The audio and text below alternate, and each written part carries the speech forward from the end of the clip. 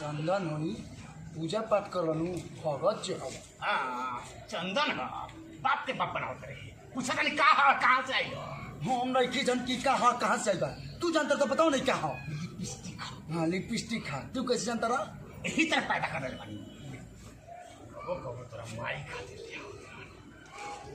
हम लगाई ना कि हमरा के हॉल समझता एगो बात समझ ना बिगाड़े थी आज लिपस्टिक आई है बिहान काजल आई परसों कोनो लड़की के हाथ पकड़ के घर में लेके आई। हाँ तो सिक्योरिटी गार्ड लेके घर में बैठल बता लड़की का बकरियो लेके ना आई तू कैसे न मन को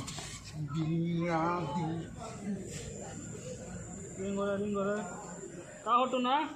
अरे दीदिया हई छत पे लिपस्टिक का मिल गई पूरा घर में सर पे उठा के रखले पड़े ई डिस्टर्ब करके धइले पड़े हमरा के। हां डिस्टर्ब कर के धइल बनी सुन कर बबी सुनी का करतूत एकरा हमरा इज्जत के तन को परवाह नहीं है। अरे जाए दे ना पापा कोनो लइका का फेंक देले होय सन। अरे तो हमरा छाप मिलल लिपस्टिक पे के। हां ना तक बम फेंकसन। अरे तू न मार खइबे पापा जवान लड़त रे पापा के दे फोन।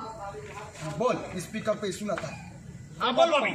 ए पापा कहीं कोनो देखना हरु अल्लाह हुसन कि ना। ए का देखना रू तोहनियो के ना काजल वाली पूछ के हम बेटा हो के बेटिया संग के दुआर पर छोड़े जाए कोनो नहीं खसन आवल तो हम हो गइल बने हम खुद है। तो अइबो ना करी हसन पूरा जवार में दहेज के लालची बाप के नाम से जी विख्यात भई बाड़े।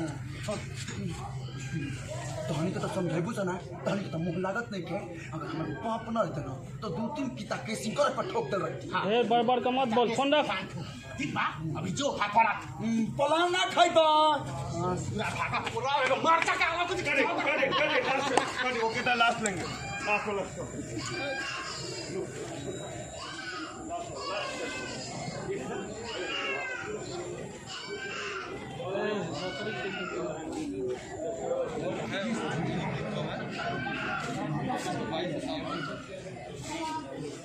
क्या